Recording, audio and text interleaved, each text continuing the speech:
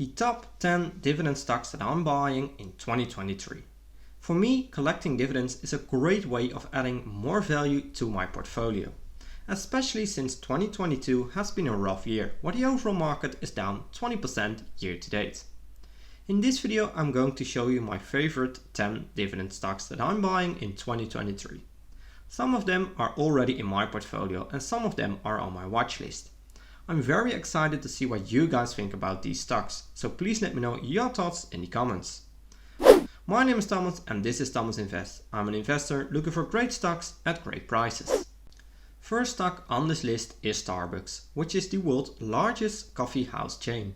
And next to that, also my favorite dividend growth stock. It's the biggest stock in my portfolio.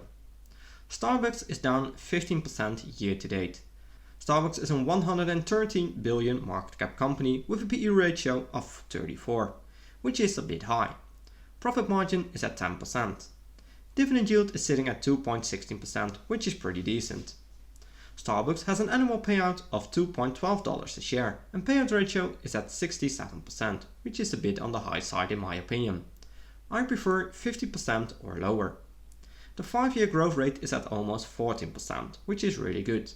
They grew the dividends for 12 years in a row, which is also quite impressive. Overall, Starbucks is a great dividend growth stock with a lot of upward potential. For now, I'm waiting for the stock price to come down just a little bit more to have a better margin of safety in terms of valuation. Second stock on this list is Home Depot, which is the world's largest home improvement retailer in the United States, and again also one of the biggest stocks in my portfolio. Home Depot is down 22% year to date, which is quite similar to the S&P 500. Home Depot is a 325 billion market cap company with a PE ratio sitting at 18. Profit margin is increasing over the past years and sits at 11.3%.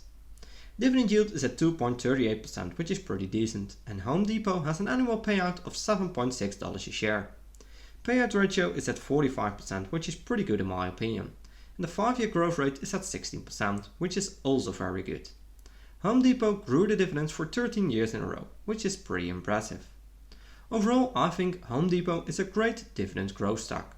The company might be slow growing, but it's really steady during tough times and they increase the dividends at a high rate. Third stock on this list is an interesting one, Qualcomm.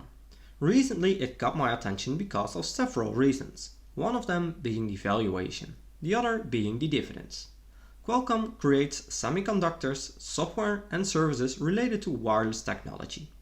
The stock is down 41%, which is quite a lot and twice the amount of the overall market. Qualcomm is a 122 billion market cap company with a PE ratio of only 9. Profit margin is increasing quite a lot, all because of the demand and growing the high margin segments of the business. Right now it's at 27%.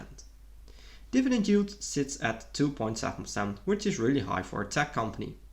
Qualcomm has an annual payout of $3 per share and payout ratio is at 22%, which is really low. The 5-year growth rate is at 5% and they grew the dividends for 19 years in a row, which is very impressive. Overall, I think Qualcomm is a great addition to a portfolio where it has a lot of upward potential in value and brings in a nice amount of dividends. Right now I don't own Qualcomm stock, but I'm planning to buy very soon. Next stock on this list is Kroger. Kroger is an American retail company that operates supermarkets and multi-department stores throughout the United States. The stock is up 2% year to date, which is kind of surprising given the overall market performance. Kroger is a 33 billion market cap company with a PE ratio of only 13.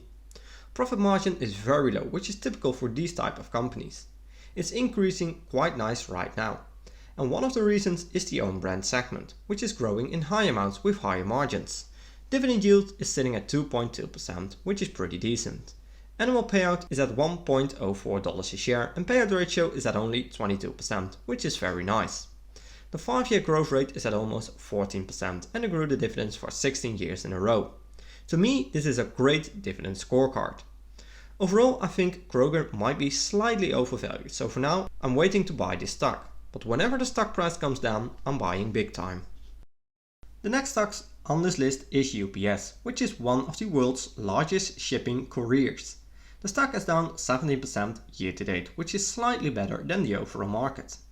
UPS is a 153 billion market cap company with a PE ratio of only 13. Profit margin is at 11% and increased quite a lot versus the 5-year average. Dividend yield is sitting at 3.4%, which is really high and loved by a lot of investors. Annual payout is at $6.08 a share. Payout ratio is very nice at only 43% and the 5-year growth rate is at almost 13%, which is pretty high in my opinion, so I like that as well. They grew the dividends for 13 years in a row, which is also very impressive. Overall, I think UPS is a great stock in a portfolio. I don't have any shares of UPS right now, but I'm planning to buy them at the right price in 2023. Great dividends and a steady business. Sixth stock on this list is ABBV. ABBV is an American biopharmaceutical company founded in 2013. It originated as a spin-off of Abbott Laboratories. The stock is up 20% year to date, which is quite interesting since the overall market is down 20%. ABBV is a 288 billion market cap company with a PE ratio of 21, which is significantly lower than the 5-year average. Profit margin is increasing versus the 5-year average and sits at 23% right now. Dividend yield sits at 3.6%, which is very high, and annual payout is at $5.92 a share. Payout ratio is at only 41%, so that's something that I really like, and it's the same story with the 5-year growth rate. It's sitting at 17%, which is very impressive. They grew the dividends for 9 years in a row. ABBV is a great dividend growth stock with a lot of potential. Right now it's one of the smaller dividend stocks in my portfolio, but I'm planning to buy more stocks in 2023. Next stock on this list is Broadcom. Broadcom is a designer, developer, manufacturer and global supplier of a wide range of semiconductor and infrastructure software products. The stock is down 60% year to date, which is slightly better than the overall market. Broadcom is a 229 billion market cap company with a PE ratio of 18.5. Profit margin has increased a lot versus the 5-year average and sits at 36% right now. Dividend yield sits at 3.3%, which is very high for a tech company. Annual payout is at $18.4 a share and the payout ratio is at 44%, which is pretty good.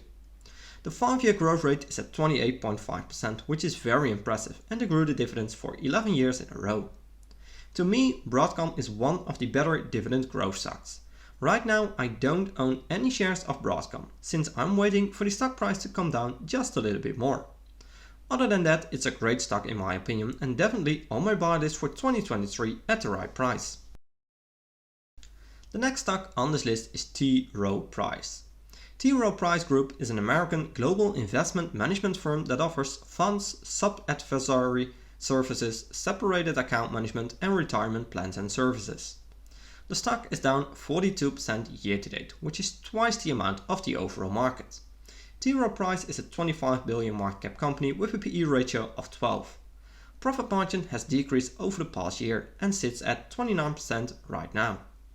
Dividend yield is at 4.3%, which is very nice of course. Annual payout is at $4.8 and the payout ratio is at 49%. The 5-year growth rate is at 16%, which is really nice, and they grew the dividends for 36 years in a row, which is very impressive. Overall, I think T. Rowe Price could be a great dividend growth stock. Right now it is at an interesting valuation since it has come down more than 40% year to date. Right now, T. Rowe Price is a top 5 dividend stock in my portfolio, and I'm planning to increase my position slowly during 2023.